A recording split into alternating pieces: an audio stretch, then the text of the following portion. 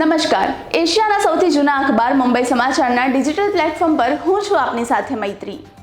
ચાલો નજર કરીએ આજના મહત્વના સમાચાર પર। વિક્રોલી પોલીસ સ્ટેશનની હદમાં આજે સવારે ઈસ્ટર્ન એક્સપ્રેસ હાઈવે પર ક્રેનને અકસ્માત નડ્યો। અકસ્માતમાં એક વ્યક્તિને ઈજા પહોંચી। પોલીસે ક્રેનના ડ્રાઈવરની અટકાયત કરીને પૂછપરછ હાથ ધરી।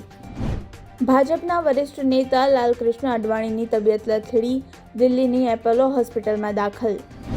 ખ્યાતિકાંડમાં પોલીસને મળી મોટી સફળતા। ખ્યાતિ હોસ્પિટલના પાર્ટનર રાજશ્રી કોઠારીની રાજસ્થાનથી ધરપકડ કરવામાં આવી।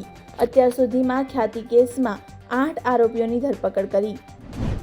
ગૃહ રાજ્યમંત્રી હર્ષ સંઘવીએ ટ્વીટ કરીને આપ પર સાધ્યું નિશાન। કહ્યું, ગુજરાતમાં આપના કાર્યકરો નકલી અધિકારી બનીને લોકોને ઠગે છે।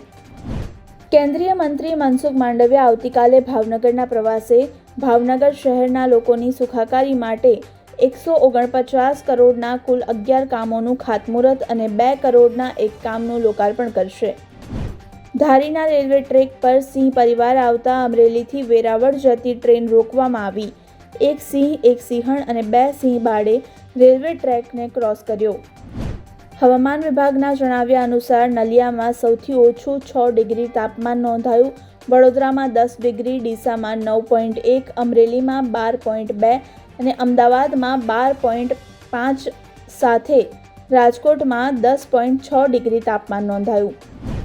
ખેડૂત યુવાને બનાવ્યો ડ્રાયફ્રૂટ ગોળ। નજીવા નફા સાથે આ ગોળ લોકોને સ્થળ પરથી જ રિટેલ વેચવામાં આવે છે। ગોળમાં કાજુ, બદામ, દ્રાક્ષની સાથે ગાયનું દેશી ઘી પણ ઉમેરવામાં આવે છે। ભારતીય સિનેમાને વૈશ્વિક મંચ પર લઈ જનારા એવા ફિલ્મ નિર્માતા અભિનેતા રાજ કપૂરની આજે 100મી જન્મજયંતિ। વડાપ્રધાન નરેન્દ્ર મોદીએ તેમને શ્રદ્ધાંજલિ અર્પણ કરી।